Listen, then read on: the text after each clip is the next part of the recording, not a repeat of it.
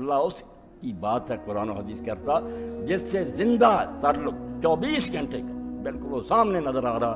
कुरान में आप उसकी बातें सुन रहे हैं, नमाज में आप उससे बातें कर रहे हैं, दुआएं मांग रहे हैं, वो सुन रहा।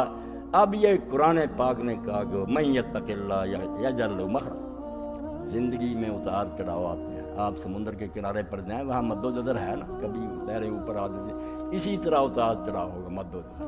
कोई इस कायनात में ये मुतालबा करे ना कि हमवार ज़िंदगी गुजरे, बिल्कुल जाहिल और नादान है, ये फितरत के ख़िलाफ़ है।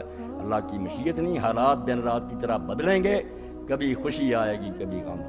यहाँ ये फूल के साथ कांटा है, बादशाह भी बन जाए और कारून की तरह खजानों का मालिक गमगीन हो, खुदा बन नहीं सकता कि हर ख्वाहिश पूरी हो।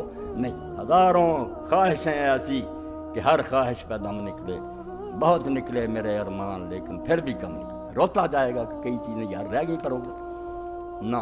ये ना ढूंढे कि यहाँ इसकी मर्ज़ी के मुताबिक दुनिया चलेगी, अल्लाह की मर्ज़ी के मुताबिक चल रही है। और वो जालिम नहीं, बेरहम नहीं कि मुसीबतों में डालता है। मुसीबतें आप जाने यकीनन वही काम करती हैं जो ये सोना को पिघलाते हैं, जिसको थाली में वो कर खोट रख करती है, खाल सोना रख कर, वो जुल्म नहीं करती, जलाकर खोट को रख कर। मुसीबतें ना आए, इंसान की कमज़ोरियाँ दूर ही नहीं हो सकती। इसमें जो तकब्बुर है, बदमाश बना हुआ, खल्क़े खुदा से जुल्म करता, सिर्फ मुसीबतें इसका सर झुकाती हैं। कोई है सुपर पावर, अब कहाँ है तुम्हारा इक़्तिदार, वो तुम्हारी सिपाह कहाँ है, तुम्हारी हिफाजत करने वाली है ना कोई ताकत। फ़िरौन को भी फिर डूबते हुए कहना पड़ता है कि मैंने उस खुदा को मान लिया जिसके बारे में मूसा और हारून कहते थे। कुरान में अल्लाह ने कहा अब सारी उम्र बगावत और अब डूबते वक्त तू कह रहा मानना पड़ता। तो मुसीबत नुकसानदेह है नहीं, यकीन जाने जैसे हज़रत मुज़फ़्फ़र सानी रहमतुल्लाह अलैह जब नज़र बंद कर दिए गए और जहांगीर ने 10 साल उन्हें कैद रखा। अकबर बदमाश ने दीन इलाही शुरू किया, जिसको अब अकबर दी ग्रेट कहते हैं। कहने वो दीन ठीक है, हिंदुओं के साथ भी प्यार मोहब्बत, हिंदू औरतें घर में ले आ जिन्होंने इस मुल्क में इस्लाम का सत्यानाश किया। अब भी उस मैडम को जिसको कहते हैं नूरजहां, उसकी पोती ने हिंदू से शादी कर, कई सैयदजादियों ने कर ली। ये रोशन ख्याली है।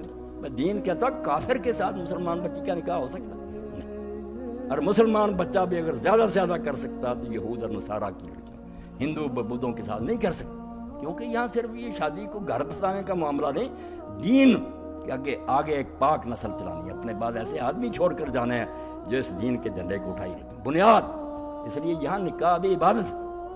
तो रसूल करीम अलैहिस्सलाम ने दीन में हर शय ये बताई, अल्लाह को मानो, वो मुसीबतें भी नाज़िल करता बिल्कुल वो हिकमत के साथ। उनमें बहुत फ़ायदे हैं। डॉक्टर साहब मेरे सामने बैठे, मेरे भाई हैं, दोस्त, कभी मुझे ऐसी गोलियाँ देते कड़वी जो जी नहीं चाहता खाने, वो ज्यादती करते हैं मेरे साथ। वो जानते हैं कि कड़वी दवा में इनकी शिफा है, मेरे साथ शफीक होते हैं। अब 3 चीज़ें जो अल्लाह के बारे में, अल्लाह का बयान तो करें तो ज़िंदगी ख़त्म हो जाएगी, ये बयान ख़त्म नहीं हो सकता। वो खुद गैर महदूद है, उसकी शानें नहीं बयान हो सकती। सादी खुद कहते हैं कि मुद्दत तमाम गश्त तो अब पाया रसीद उम्र, वक़्त ख़त्म हो गया, उम्र भी अखीर को आ गई। माँ हम चुना दरबले बसे तुम्हारा, हम अभी तेरी तारीफ की अरबे में बयान नहीं, समुद्रों की स्याही नहीं बयान करे।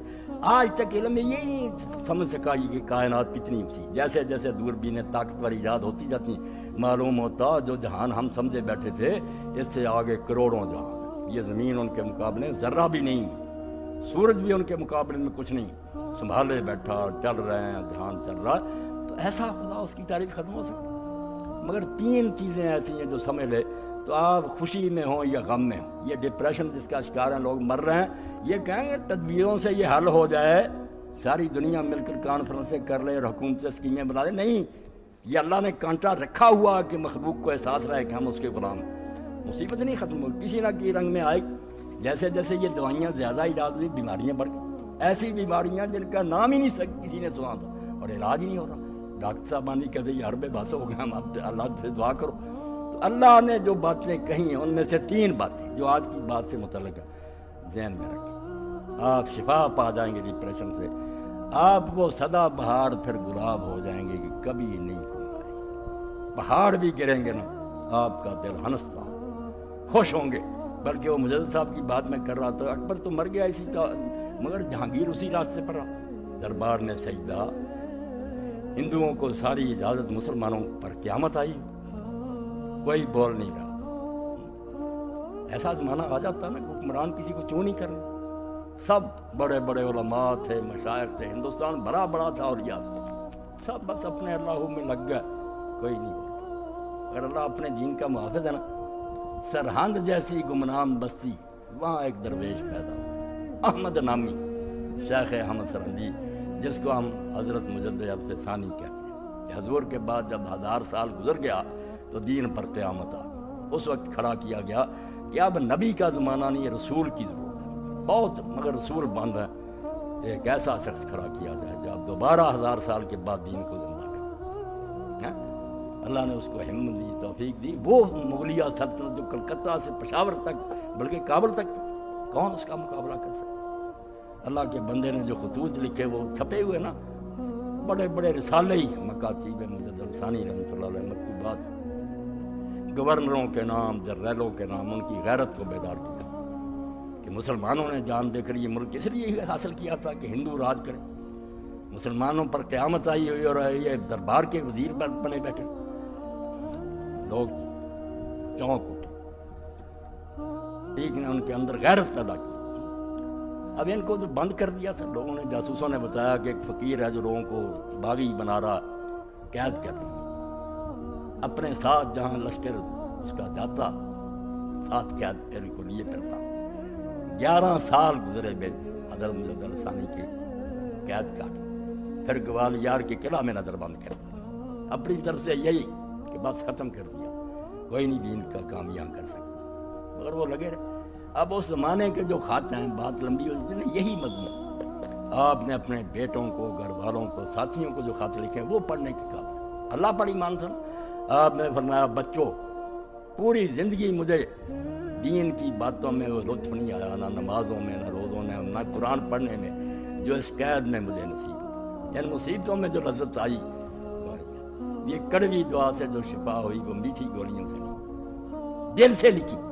اور پھر آپ دیکھتے ہیں نا، اپنے بیٹے کو لے کر یہ نالائق جو جاوید اقبال مجدد صاحب کی قبر پر گیا، علامہ اقبال، اور وہاں جو نظم لکھی ہے اس میں یہی کہا، حاضر ہوا میں شیخ مجدد کی لحد پر، وہ خاک جو ہے زیر زمین مطلع انوار. کہتا مٹی کی قبر نہ سمجھو، وہ زمین پر آسمان کے سورج کی طرح ایک روشن منار ہے. اس کی تاریخ بتاتی ہے کہ اللہ کے بندے جب کھڑے ہو جاتے ہیں پھر اللہ آپ ان کے ساتھ. گردن نہ جھکی جس کی جہانگیر کے آگے، ہے جس کے نفس گرم سے گرمی ہے. جب پکڑ کر منگوایا دربار میں، جاسوسوں کے بتانے پر پیشی ہوئی، آپ نے سجدہ نہیں کیا، السلام علیکم کا. اب وہاں تو یہ جرم تھا کہ بادشاہ کو السلام علیکم کا سجدے میں پڑھتے تھے. علماء تک نے کتاب میں لکھ دی کہ سجدہ تعظیمی جائز. اس نے کہا آپ نے سجدہ نہیں کیا. فرمایا جو گردن خدا کے سامنے جھکتی ہے وہ جہانگیر کے آگے نہیں. سزا ملی پھر، مگر آخر میں یہ ہوا کہ جو گورنر تھا، جو جرنیل تھا، ان سب نے آنکھیں دکھا دی. انہوں نے کہا جہانگیر معافی مانگ، جج صاحب کو رہا کر، اور جو ان کا کہنا اس کے مطابق کر، ورنہ اینٹ سے اینٹ بجا دیں. کابل سے لے کر کلکتہ تک فقیر کی تحریک، اخلاص سے، کوئی لالچ نہیں، کوئی کرسی نہیں، دین کا غم تھا. وہی جہانگیر معافی کے لیے گیا، آپ کو آزاد کیا، اپنے بچے شاہ جہاں کو مرید بنوایا حضرت کا، اور جو حکم دیا ساری سلطنت نے اس کو جاری کیا. اور یہ رخ بدلنے کا نتیجہ یہ ہو کہ جہانگیر کا پوتا ہی دین کو زندہ کرنے والا محی الدین اور اورنگزیب عالمگیر پیدا ہوا، جس نے وہ کام کیا جو عام عالم بھی نہیں کر سکتا. اللہ پاک فرماتا ہے من یتق اللہ یجعل له مخرج. آپ نے پھر تفسیروں سے پڑھنا، میں اشارہ کر کہتا جو اللہ کہتا جو مجھ سے ڈریں گے، میرا حکم مانیں گے اور گناہوں سے بچیں گے، وہ سمجھتے ہیں مصیبتوں میں پڑے رہیں گے، بھوکے مریں گے، معاشی تنگیاں آئیں گی. بالکل غلط بات ہے. یہ تنگیاں نیکوں کو بھی آئیں گی، وہ الگ بات ہے، وہ اللہ تعالیٰ کی مرضی ہے، مگر مومن کے لیے یہ چیزیں کوئی بری چیز نہیں، بہت اعلیٰ ہے. 3 چیزیں سہارا دیتی ہیں. ایک یہ کہ اللہ تعالیٰ میرے حالات سے آگاہ ہے. جس کو اللہ کے علم مطلق کا یقین نہیں نا، وہ نہیں جانتا کہ جو جہان چلا رہا ہے اس کو سارے حالات کی خبر ہے. جو سمجھے مصیبت یار آ گئی، پتہ نہیں، اللہ کو پتہ ہی نہیں، تو ڈپریشن نہیں کا شکار نہیں ہونا تو اور کیا ہوگا. جو مانے کہ اگر ذرہ بھی یہاں حرکت کر رہا ہے تو کائنات کا مالک جانتا کہ یہ ہو رہا. اس وقت لیے مصیبت میں ہو، خوشحالی، پہلے تو یہ مانے کہ اللہ تعالیٰ سارے حالات سے آگاہ اور باخبر ہے. اس کے بغیر تو ایمان ہی بالکل شان نہیں.